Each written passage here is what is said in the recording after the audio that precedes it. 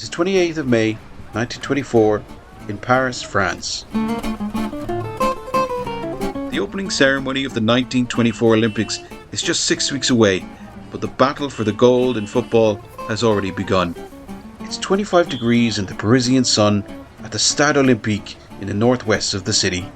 1,500 people are in the stadium. There are some shouts of "Allez les Bleus" from the crowd. But there's no French team out on the pitch. The Irish Free State are playing in their traditional blue jerseys, and it's the Bulgarians who don the green ones.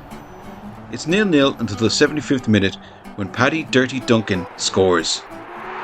Ireland win 1-0 and move on to the quarter-finals, where they suffer a heartbreaking loss to the Netherlands, 2-1 after extra time. But it's Duncan's goal that secures immortality. The first goal of the FAI and the Irish Free State in senior football. And in the City of Light, under its new flag of green, white and orange, Ireland thrusts itself from the shadows and onto the global stage. Allez Irlandais, allez les Bleus.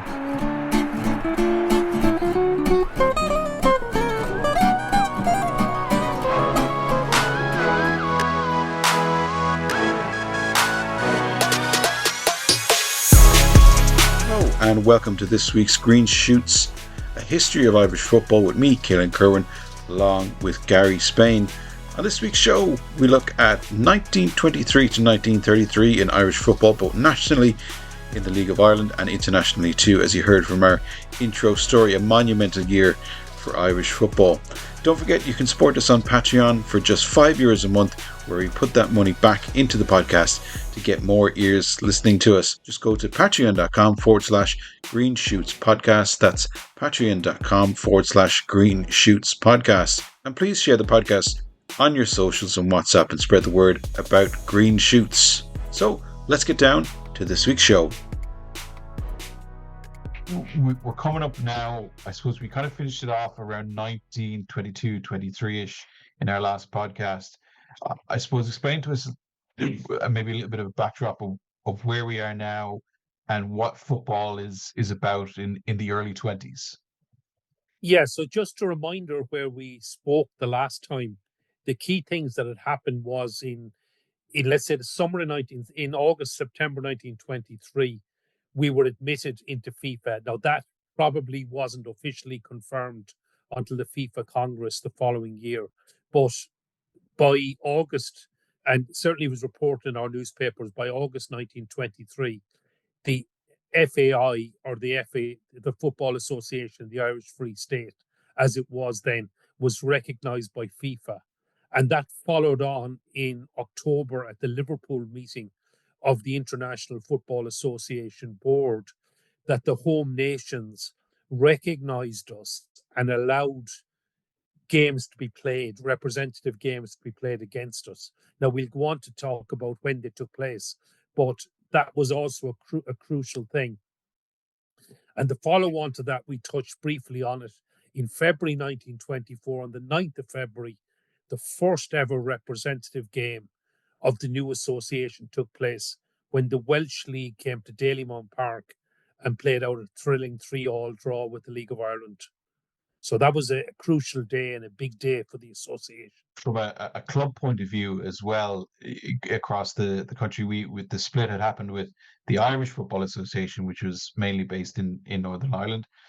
And so here we are now as a fledgling league in a free state, trying to, you're supposed to say, is it fair to say, trying to cobble together a league in a very short space of time? And I suppose it leaves the door open then for what we get is a small fledgling club by the name of Shamrock Rovers coming through.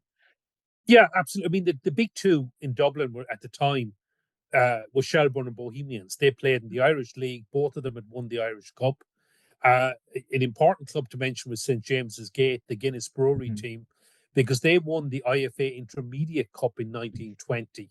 And they went on to record a double in the first season, as we talked about, winning the league and cup in 21-22. But as you said then, the team they beat in the FAI Cup final was a non-league team from Ringsend by the name of Shamrock Rovers. And they quickly established them. Obviously now they're the premier club in the country. They reached the cup final in 1922.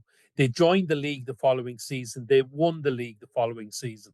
They went on to win the league in 1925 as well.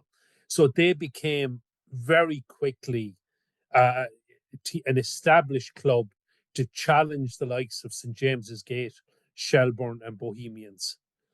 Is it fair to say that if the split never happened, that the opportunities for somebody like Shamrock Rovers or St James's Gate might not have happened, and we might not have the powerhouse that is Shamrock Rovers today?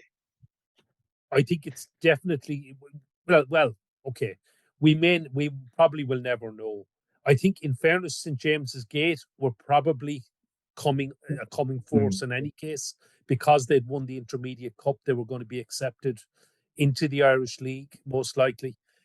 Shamrock Rovers, they were founded in 1899 in Ringsend, but they actually went out of business a couple of times before the 1920s. So I think it probably is fair to say, if the split hadn't happened, they wouldn't have had the opportunity to come to prominence that they actually had. Now, there were other Dublin clubs in the league at the time. It was an all Dublin league initially. And names like Pioneers, Midland Athletic, Rathmines, that are long forgotten about. So there were other opportunities there, but definitely, I suppose, because of the split, there was an opportunity for more clubs to challenge.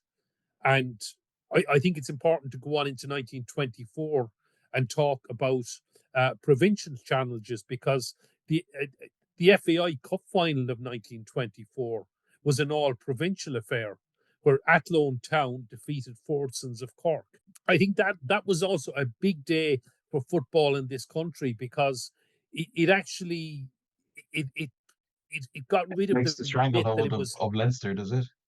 yeah, of Dublin and Leinster, because it was no longer a Dublin league. I mean, you had clubs from Athlone and Cork in the FAI Cup final. Now, obviously, even to this day, there's been huge prominence of the Dublin clubs in the league. Not the big four in Dublin, as they are now, are very prominent. They've won lots of honours, but that was the start of a huge influence from the provinces as well. We'll get onto the international in just a short while as well, because that's really, really important too. But one of the things that I'd love to just dedicate, as we always say in almost every episode, is to dedicate an entire episode on its own to is company teams. You mentioned St James's Gate, etc. It always seems to me that those types of company teams, like Fordsons as well, which were I believe were part of Ford's motor company that was down in Cork at the time. So it fascinates me, these company teams that came through and really just kind of not just kind of fill the gap, but won stuff. They won trophies. They did good things. Oh, absolutely. I mean, as I said, St James's Gate won the first double. Fordsons, as you say, they were the first Cork club in the league. They were the factory team from Ford. And actually, I think Fords themselves, they sponsored the FAI Cup for a few years ago. And I think they really missed a trick by not making more of the fact that they'd actually won the cup. Because in 1926, the FAI Cup came to Cork for the first time, when Fordsons defeated Shamrock Rovers. And that was a huge red letter day. It was a huge day for Cork football. And notwithstanding the fact it's an old trope or an old joke, there's been so many clubs from Cork. The one thing is, there have been lots of clubs from Cork. There's been lots of successful clubs from Cork, because every time they come up with a new club, they seem to be winning things as well. So although Cork has had a lot of clubs, and we can joke Saying that about to it, Cork people, they don't need to be talking more about that kind of stuff. it's actually a sensitive subject when you get with some football fans in Cork, but they've actually been incredibly successful. If you go through Fordson's, Cork FC, Cork United in the 1940s were phenomenally successful. They went out of business, and Cork Athletic came in. They won a double, and they won in their I think it was their second season. They won a double. They won the league the year after. They didn't last long, replaced by Cork Hibernians. You had Evergreen, you had Cork Celtic. They were all successful. But as you say, with the factory teams, the likes of St James's Gate, the likes of Fordson's. We talked in the first episode about some of the clubs in Belfast, like Distillery, that were Sure, yeah. originally a factory team as well. Yeah, it's a really great part, and we're definitely dedicated an entire podcast to that because I think it's fascinating. There's something quite original and authentic about just playing football to play football, even though you're working as well for a team too. But just to move on to a little bit, we're in the mid-20s. 1924 is huge. It's a monumental year for international football. What happens? So, in general, in international football, 1924 was a huge year. So, football, there was, if you remember, there was no World Cup at this stage. Football had existed in the Olympics, but there were only a handful of teams played, 3 or 4 teams in some of those Olympics. But in the 1924 Olympics in Paris, the football tournament was organised by a bloke by the name of Jules Rimet. First World Cup being called after him. And another actually important member of the organising committee was a guy by the name of Henri Delaney or Deloney, who actually the first European Championship was named after him, and he was instrumental in the early setup of UEFA, etc. So, Oh, some very important names involved in organising the 1924 Olympics. 22 nations took part from 5 different continents. And to put that in perspective, there wasn't a bigger international football tournament until I think it was the 1982 World Cup. Anyway, it certainly wasn't a bigger international football tournament for over half a century after that. this is we have to remind people as well. This is the time too when you know you can't just jump on a flight like you can now and be anywhere in the world in 17 hours or something like that. So if you're coming from outside Europe or anywhere like that, it's boat, it's train, it's days of traveling and Yeah, not just kind of jumping on a plane, isn't it? days, probably weeks actually of traveling. Yeah. Even as late as 1950, everybody went to Brazil by boat. But in That's right. 1924, the likes of Uruguay came from South America, the USA came from North America, and I mean they all traveled by boat. Even the Irish team, of course, also had to travel overland by boat and train to reach Paris, and that was no easy journey in those days. So what does this makeup of the team look like?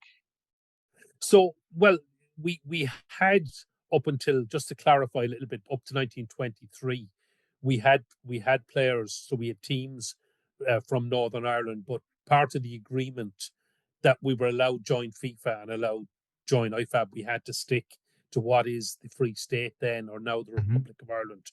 So the squad, so this was our first ever international match or first ever international tournament. And these were also the first Olympians to ever represent this country because the football tournament was held 6 weeks before the main games. So Oh, the wow. squad was made up by, well, Bohemians won the league in 1923-24. I should not forget that, talking about provincial teams. Bohemians sent 5 members to the squad. Um, Athlone Town, who has said won the FAI Cup, they provided 5 members, and St James's Gate also provided 5 members, and that was the bulk of the squad. And there was one player from Brooklyn, and Bohemians provided the trainer as well, a legend in Irish football by the name of Charlie Harris, who was involved. Well, he was a legend in many other ways. He was also a great athlete, but he was involved in Bohemians for almost all his life, and also trained the national team. Obviously, that was the squad that was sent to Paris. Part of the issue was to raise funds. It was a huge deal. There was a friendly arranged against Celtic in February 1924, a couple of weeks after the Welsh interleague game. Unfortunately, the crowd wasn't as big as expected, and the new Free State government had imposed a lot of taxes to raise All money. right. So a lot of the money from the gate receipts had to be handed over to the government. Some reports possibly the players had to fork out for themselves as well. Uh, I'm not actually too sure. I don't know if sure that's some of the relatives actually did mention that uh, in the last year or so. So a way was found to send a squad to Paris with 21 other nations. We were competing in a huge international football tournament. So on the 28th of May, 1924, the very first international football side to represent the Free State uh, walked out in Paris to face Bulgaria. Do we know much about the match, how it went? I mean, we know the final result, but how we played? Do we know tactics? Do we know anything about the game? Yeah, so there were newspaper reports. It was covered. It was certainly covered in great detail in France. Um, I suppose this was okay. We didn't have the internet, we didn't have TV, but we did have. These were a big deal. I mean, and I maybe illustrate how big a deal it was. There was a set of football cards produced in Spain to commemorate the Olympics, and three of them featured. One of them featured our team, and the two of them featured some of our games. So Wow. we actually did make an impact, along with the other countries in it. We made a huge impact around the world, and our name was out there. It was also the first time that the tricolour was ever flown abroad at a sporting event. Wow. As I said, these men were our first Olympians. So it was a big deal. It was a huge game. Unfortunately, there weren't very many people at the match. The attendance was recorded at about 1,500 people. So, but I appreciate there were quite a lot of other games going on at the time. Mm. But we won the game 1-0. We dominated the game. It looked like the goal was never going to come. And in the 75th minute, Johnny Murray, the Bohemians winger, got away down the wing. And he crossed the ball for Paddy Duncan, the centre forward from St. James's Gate, to put us 1-0 up. And that was the only goal of the game. And another thing to point out maybe was it was a great win for the boys in blue, because in 1924 we played in blue shirts, and blue was the traditional colour of Ireland, and it was actually That's right. Yeah. Bulgaria who wore green on that occasion. Wow. And that's really fascinating.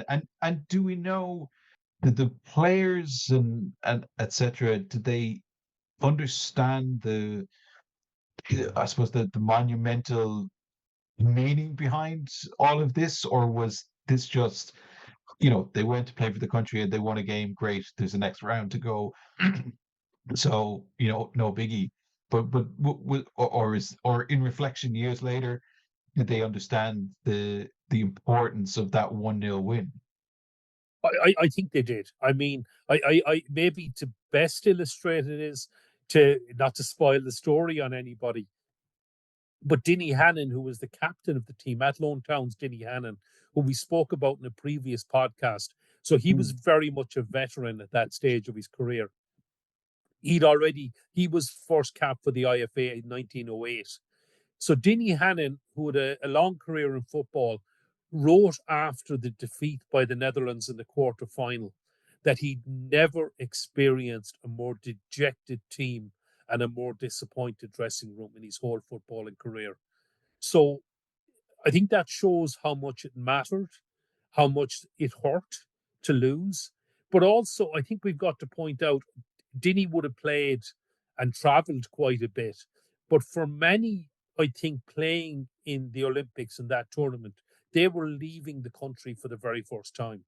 And travelling abroad was a huge deal. We talked about how long it took for the likes of Uruguay to travel.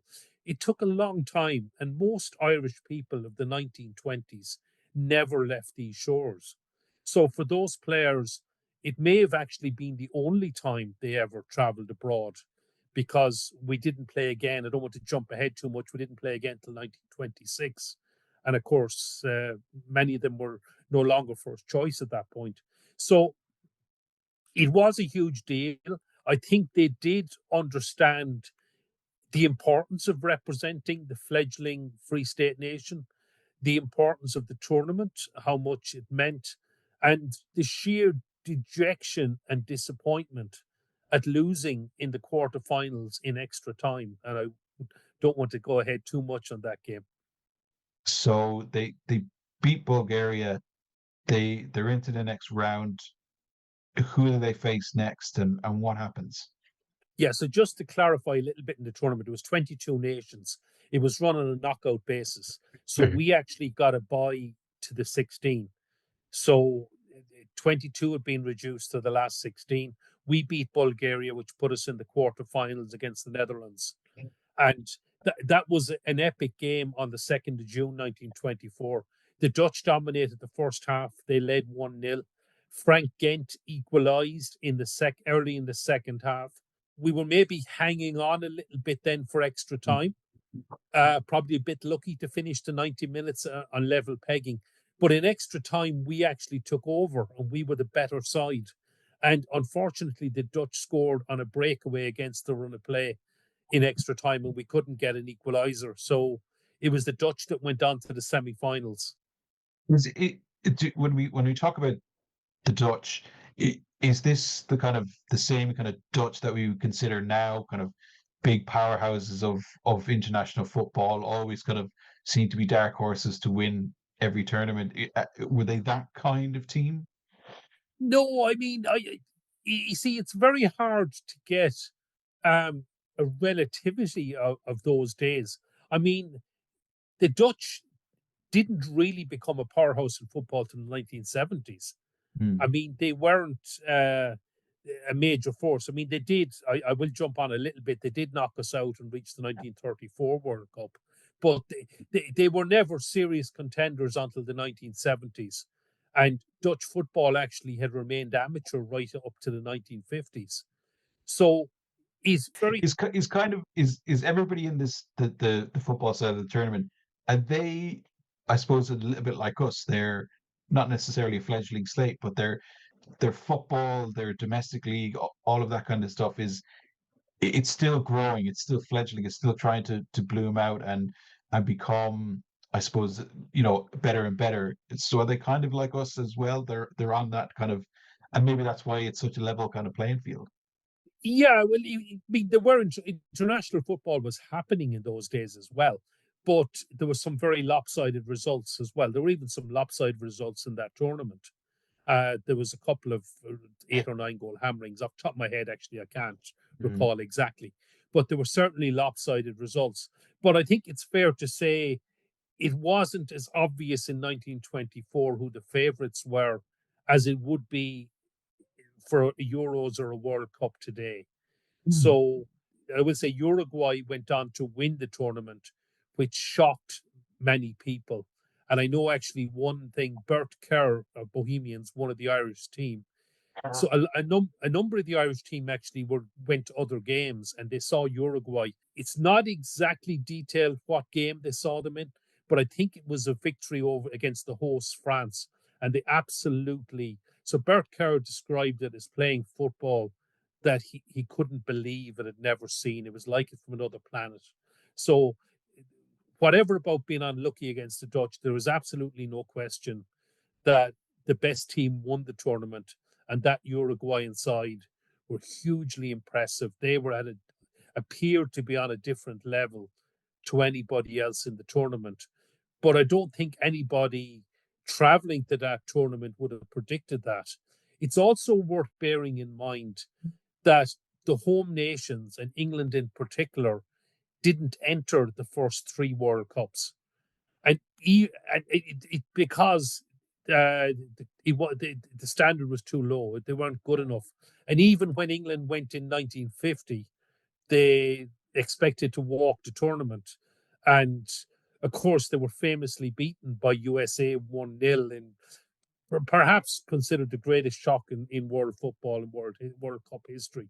But I think it shows maybe the arrogance and maybe whatever else that there was football being played around the world and the standard was a lot higher than people thought. That monumental tournament is it really does cement, I suppose, football in Ireland. It's got a home now and it's developing.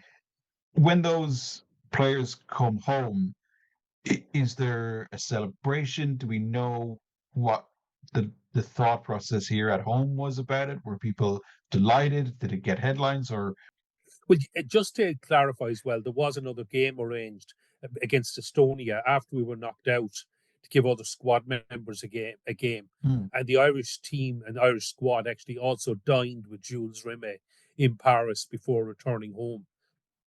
So it did receive very good and very favourable newspaper coverage. And another add on to it was the USA side, who had also done well in that Olympics. They were making their way home and they came to Dublin for a game.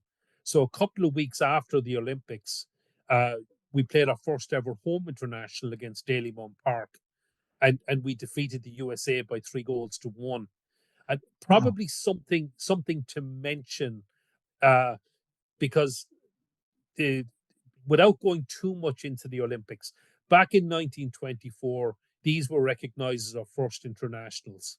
And they remained as senior internationals right up to the 1960s. And many of these players went to their graves as Irish internationals. Uh, FIFA in the 1960s decided to redesignate the Olympics as amateur internationals. And so they were scrubbed from the record books. Now, in 1999, FIFA revisited that decision and basically said we made a mistake, and it's up to the countries themselves to rectify this. And our opponents in 1924 all decided they were senior internationals. And thankfully, the FAI last year also decided that these are now our first ever senior internationals, as they were in 1924. Now, and I say that, by the way, because one of the arguments against that, but I think it was very weak, was there were three players that they wanted to pick for the Olympics in 1924, but they were not allowed to pick them.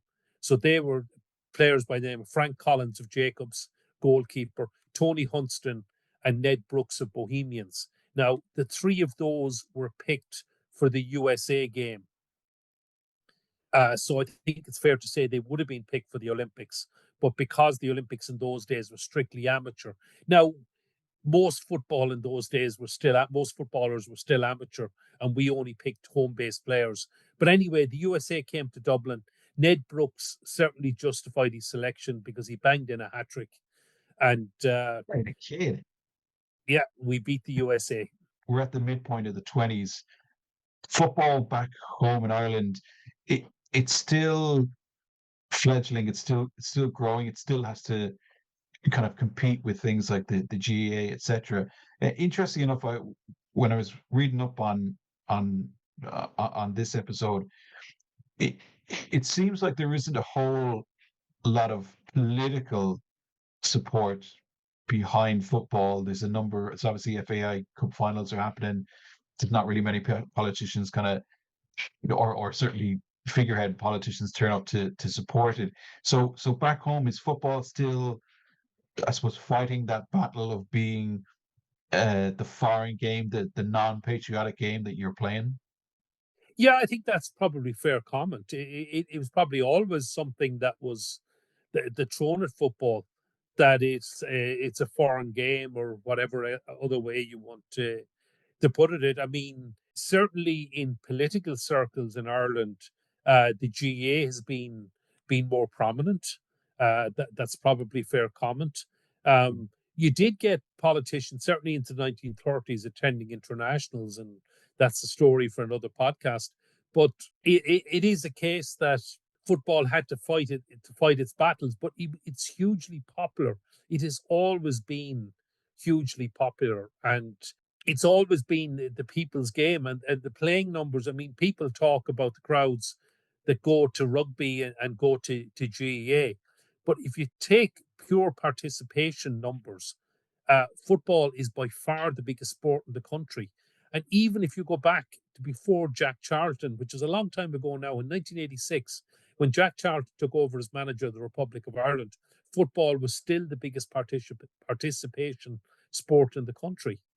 So it has always been hugely popular. The league in the 20s, it was still growing, but it mattered. Those I talked about, Fortson's winning the cup, Athlone winning the cup, these were huge deals in these places. Mm. Athlone Town, there hasn't been a men's FAI Cup in Athlone since. It's over 100 years now since Athlone Town have won. I know the FAI Cup, the women have obviously won it in 2023, which is That's right. phenomenal. But the men haven't won it since 1924. It's very interesting that, I suppose at the time as well, football is still growing, but we see certainly a lot of evidence that there's a huge amount of football clubs appearing at this time across the country.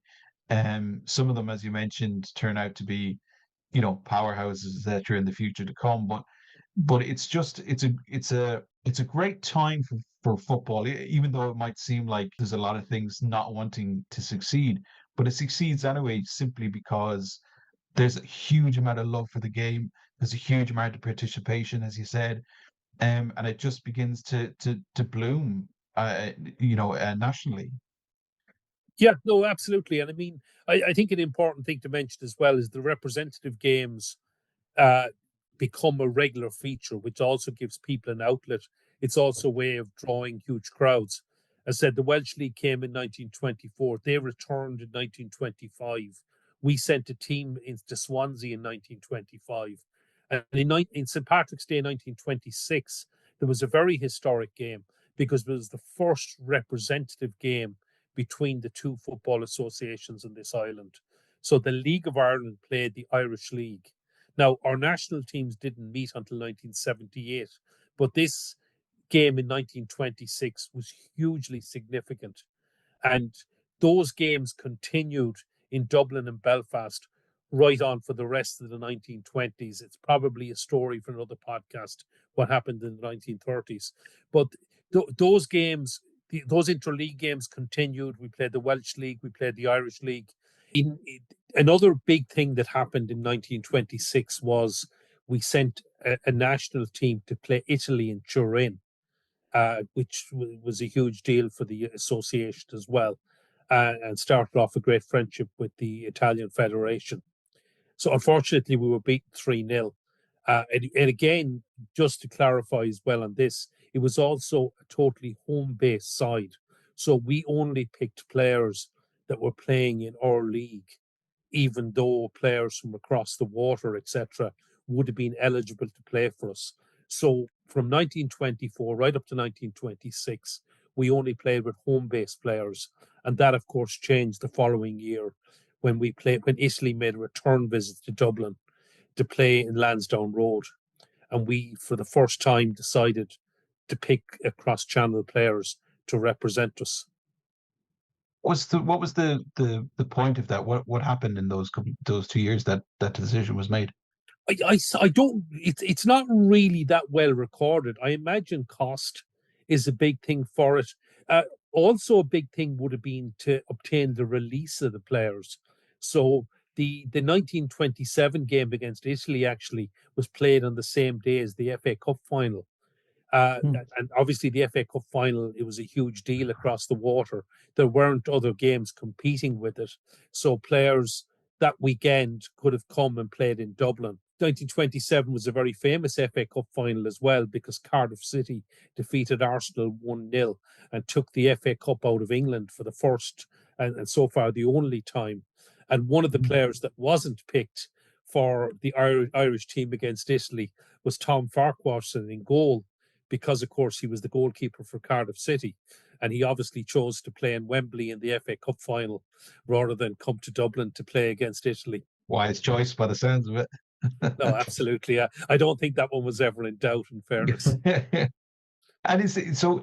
Do we know the I suppose the rationale there in terms of did the international team have to pay money to not just travel costs, but did they have to pay money to the team to free them up to bring them over, or was that just a simple case of paying extra money for travel? We don't have the budget for that. I think it was just the case of the extra money for travel. I don't think there were. I'm not aware of international fees being paid to clubs in those days. But also, it was very, very difficult to get players released. It wasn't simply a case of calling somebody up.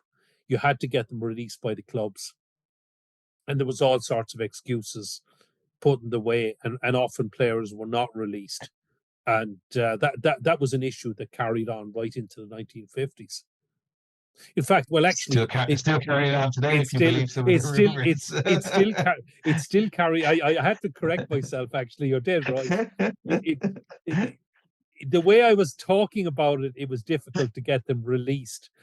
After the 1950s, they probably couldn't just refuse to release players, but certainly, well, long after that, there were certainly cases of so and so is injured, they've a tight hamstring, they can't play in the national team, and the following Saturday they're running around as if there's nothing wrong with them with their clubs. And I don't want to name individual names, but that certainly went What down. are you trying to say, Gary? What are you trying to say? But that's, and it's not just an Irish problem, that happens across the board. So, but going back to the 1920s, there would have been huge costs involved to the association. There were no big fees in those days. There was no TV money. So to play these games, to send a team, to pay for travel costs, to pay for hotels, the extra cost of bringing players from England to Dublin for games would obviously impact it as well. Notwithstanding that, if you have all the top stars or best players on show in Lansdowne Road to face Italy, you are going to draw a bigger gate than you potentially would if it was just a home based side. That's not to take away, by the way, from those interleague games that were happening, because they were a huge deal back in those days, and it was a huge honour to be selected for the League of Ireland side. And even if I move on briefly into the 1930s, maybe a decade later, we played the Scottish League. The same weekend, we played the Scottish League in Dublin and Hungary in an international in Cork. And in many ways, the game against the Scottish League was the bigger game on that St. Patrick's weekend. If we look at, I suppose, the development of the game domestically, from those mid-20s into the 30s, we look at, I suppose, if we take the league side of things at the time, we kind of see um, we kind of see Bohemians and Shelburne kind of, they flip flop with the league, don't they? In terms of champions for 5 or 6 years, it's Bohemians one year, it's Shelburne the next, Bohemians, Shelburne, and so those two kind of are fighting it out for the league for about what, 4, 5, 6 years. Yeah, and I mean, it's part of it. Bohs won every trophy in 27, 28. Probably another big name we haven't talked about yet in Dublin as well, that very much came on the scene in 1927, was another non-league club by the name of Drumcondra, who shocked Brideville to win the 1927 FAI Cup final after a replay. For many years after that, Drums became the big powerhouse in the north side of Dublin. Because even though I said Bohs won every trophy a year later, the amateur level of Bohemians did see the club go into a decline, not so much maybe in the 30s, but certainly into the 40s, 50s, 60s. Drumcondra became the big powerhouse on the north side of Dublin. And obviously, Shamrock Rovers were to become the big powerhouse on the south side. It's probably important to mention clubs like Dolphin, who were champions themselves in the 1930s. That's right. Brideville made an impact. I mean, some of these are names that are probably long forgotten by now, but there were quite a number of clubs vying for honours in those days. I know we mention a lot of Dublin clubs all the time, but that's where I suppose the powerhouse of football was. It was in the capital. But then you mentioned kind of other clubs, Athlone, etc. So where are we as we kind of move into, I suppose, the late 20s, 1930s, in terms of football outside of Dublin, around the country? So from that period, from much of the 1920s, Athlone Town actually left the league. So they left in the 1920s and didn't rejoin until 1969. Cork had a presence from initially from Fortsons, and there is pretty much, apart from one season in the 1980s, or is it maybe it's 2 seasons? I need to check. I think it's actually only one season we'd no Cork club in the League of Ireland, but Cork has pretty much been a presence since the 1920s. Um, Waterford, Dundalk, and Sligo Rovers were the next teams to join from the provinces, and Dundalk have effectively been ever present in the league uh, since approximately 1930. Waterford came into the league as well in 1930, and Sligo Rovers also joined in the 30s as well. And that really gave a great geographical spread to the league, because it wasn't just Dublin clubs then. You had Forsons in Cork, you later had the likes of Cork FC, Cork Bohemians in the 1930s. You had Dundalk, and you had Sligo Rovers in the northwest. And of course, Limerick in 1937, we also had a club in Limerick in the third city. What are the finances of these clubs? Do you know where's the money coming from? Was it not all too similar today? Is it gate receipts and sponsorship, or how are they financing themselves to keep going? Yeah, I mean, it pretty much was gate receipts and whatever sponsorship. We talked about Works teams. We talked about St. James's Gate, obviously bankrolled by Guinness's. I briefly mentioned Jacobs. They obviously were the sponsored by the biscuit company, confectionery company, whatever. Um, Dolphin were actually they were it's maybe a union term is probably the wrong term. They were a team from the guilds, so maybe they were formed. Maybe a lot of butchers were involved in setting up Dolphin in the late 1920s. They actually so they left the league. They went defunct in 1937, and Limerick actually took their place. So clubs like Bohemians were the middle class gentleman amateur club. They owned Dalymount Park, but as professionalism took over, they started to suffer from this because the other clubs were able to pay the players and take their best players. So, but it was gate receipts, it was sponsorship, and I mean a lot of clubs were running a shoestring as well. Money was tight, and it wasn't. I'm hesitant to say. Not too dissimilar to today's League Yeah, of Ireland, to be I, I, fair. I was hesitant to say it's not the big money it is today, but I'll say it. I'll take you out of that water. I'll say it. yeah, money even these days is still tight in the league, even in the really successful clubs. I Right. don't Well, think. I mean, recently, I don't want to delve into it too much, obviously, because it's modern era. But you have to look at Dundalk recently as well, who's you know gone through their own kind of financial woes. So finance does matter, even back then, and how clubs are surviving. And in terms of that, do we see crowds turn up to league games? Is there a kind of uh, a groundswell of support for football? Are people still attending these games? Yes, so there was. I mean, there were huge crowds going to the games. I'd need to look back at the admission prices, but it was something like a penny or a couple of pence. But we talked before there was no live TV. That also meant there was no live football on TV. There was no cross-channel football on TV.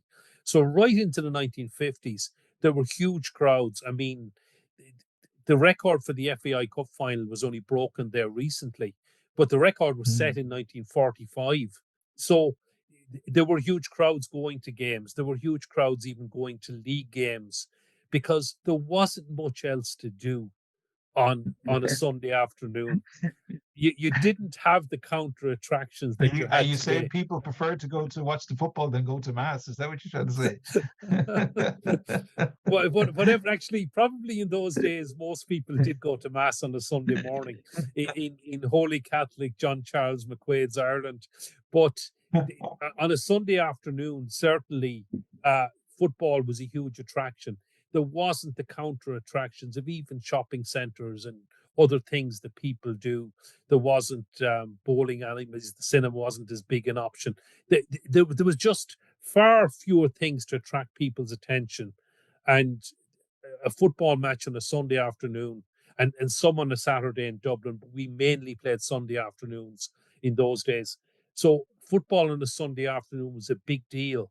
And right into the 1950s, people went to the games. It was also pretty much impossible, or certainly not common, to be traveling over to matches in England. There were some wealthier people who may have done a trip over to the FA Cup final. That was certainly a thing in the 1920s and 1930s. But there wouldn't be Irish people going over every week or every second week to watch the likes of Manchester United and Liverpool, who were in the second division probably for some of that time anyway. But it was a different era, and you really had no choice but to support your local team. And so the crowds were pretty big. It was a big deal. The players, they were being paid, but they were ordinary working men. They also had to work at the same time. Maybe some of those that work for Guinnesses, that work for Jacobs, that work for Ford, they were given time off, etc., to play the game. Those in Bohemians, they weren't paid, but what Bohemians did actually do, which is probably worth mentioning, is they did treat their players to some continental trips. So Bohemians at the end of the season went and played games in Belgium, went and played in the Netherlands, went and played in France. So they played some pretty prestigious friendlies, which basically for other Irish clubs were pretty much unheard of. Why was the? I mean, financially, was it just they were able to do that, or? Yeah, I think it was maybe some way of seen as a bit of a reward for the players. So they were amateurs and they played for free, but the club maybe treated them to a trip at the end of the season. And so they went, I think, to France in 1928. Thinking off the top of my head here, they went to the Netherlands in 1934 and played in the Ajax tournament, for example. So Cool. they were seen as a treat, maybe for the players, as a reward, as a thank you for playing for nothing for throughout the season. I don't know if it's fair to say Bows were richer than other clubs. Maybe they were. Maybe the fact they owned Dalymount Park helped.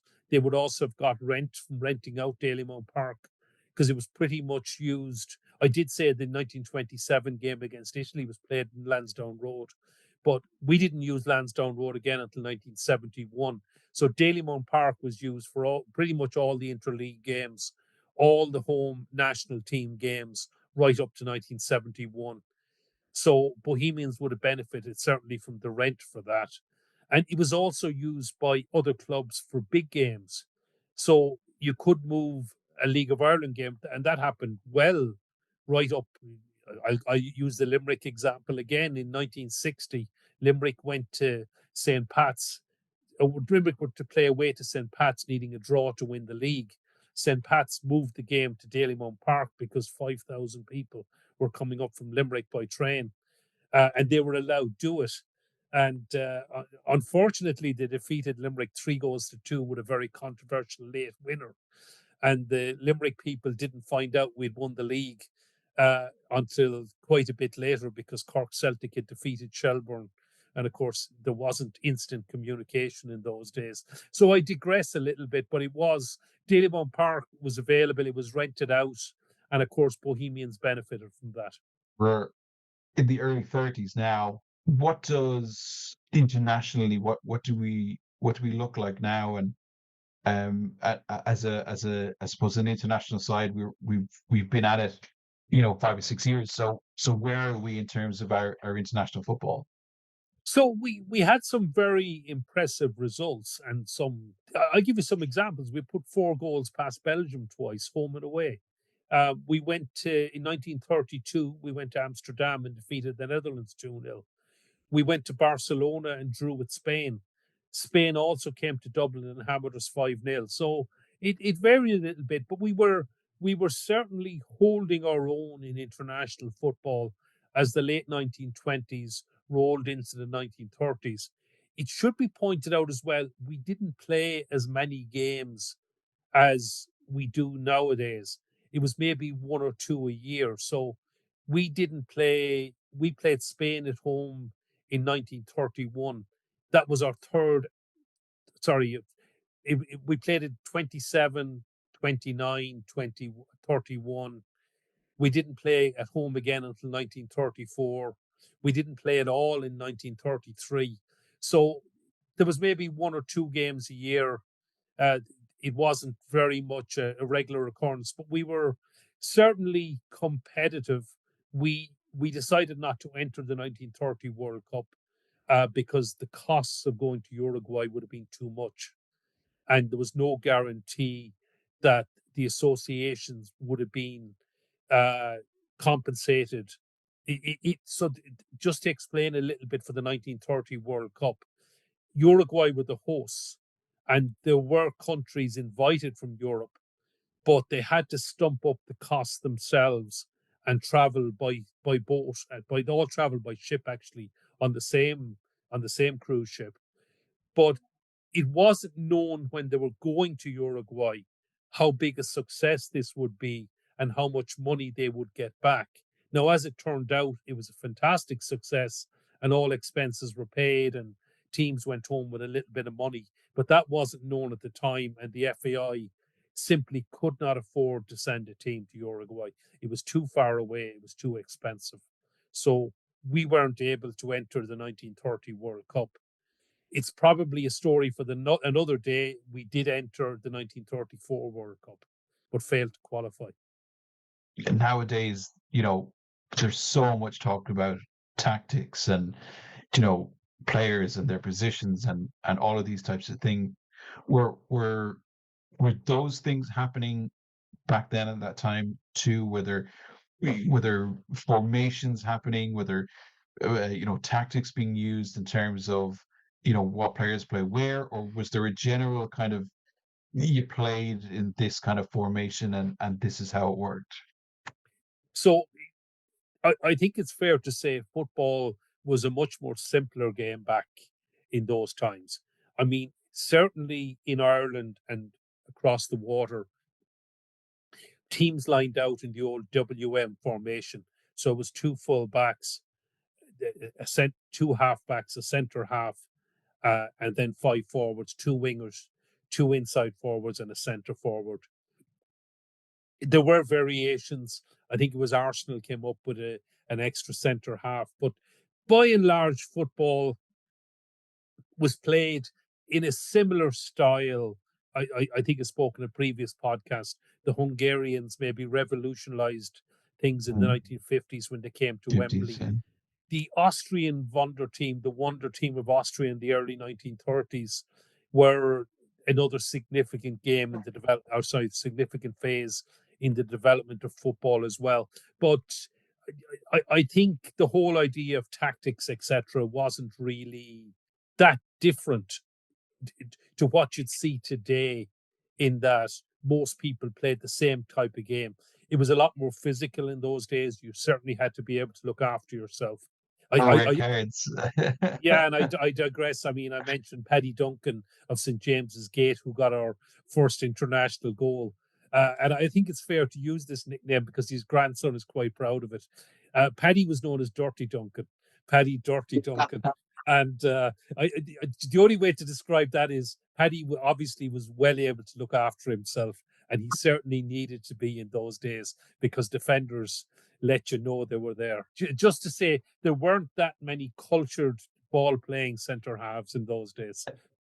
And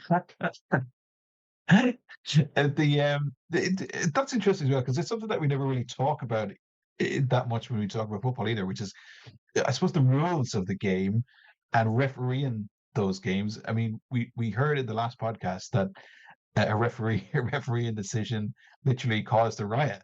So, I mean, was there sendings off? Was there red cards? Was there yellow card?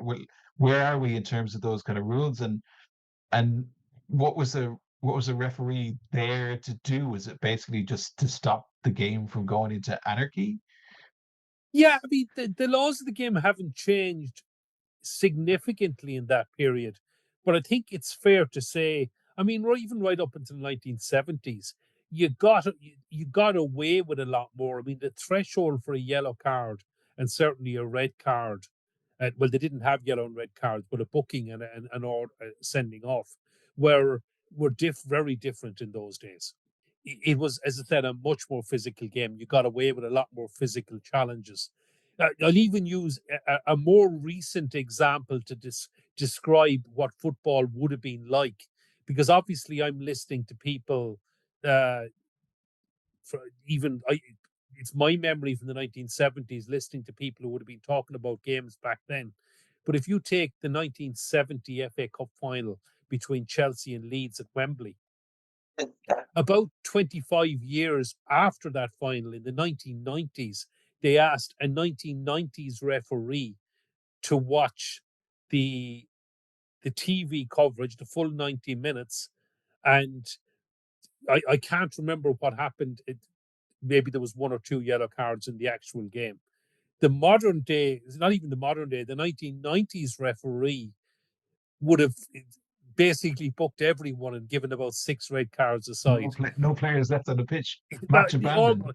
Almost match abandoned. It was that brutal. And I've watched highlights, and I haven't watched the whole game, and it was pretty brutal. I'm supposed to finish off then, both domestically and internationally. Where are we in terms of football and its growth in Ireland? So I suppose if you take 19 as a point to stop around 1933, 1934, the FAI is 12, 13 years old. We've got an established league. We've got an established FAI Cup. We've got a national team competing at least on the European and on the world stage in 1924. So we have a national team. We've got an inter-league side that's playing regularly against the Irish League and the Welsh League. And I think we're in pretty good standing. The crowds are pretty good. We've lost a few clubs along the way. We've also found some new clubs, and the league has expanded. So in the 1930s, you have the likes of clubs in the likes of Dundalk, Waterford, Cork, etc. We're going to catch it up around about 1933, 1934 in the next episode. Fascinating insights and some really good looks, I suppose, at early international football in terms of the Republic of Ireland and at the time as what it was called, the Irish Free State too. Gary, thanks very much for joining us, and we'll catch you next time. Cheers. Thanks. Well, that's it for this week's show. Don't forget you can support us on Patreon for just €5 a month, where we put that money back into the podcast to get more ears listening to us. Just go to patreon.com/greenshoots podcast. That's patreon.com/greenshoots podcast. Please share the podcast on your socials and WhatsApp and spread the word about the show. Remember to support your local League of Ireland club. It's our heritage, it's our game. Until next week, bye for now.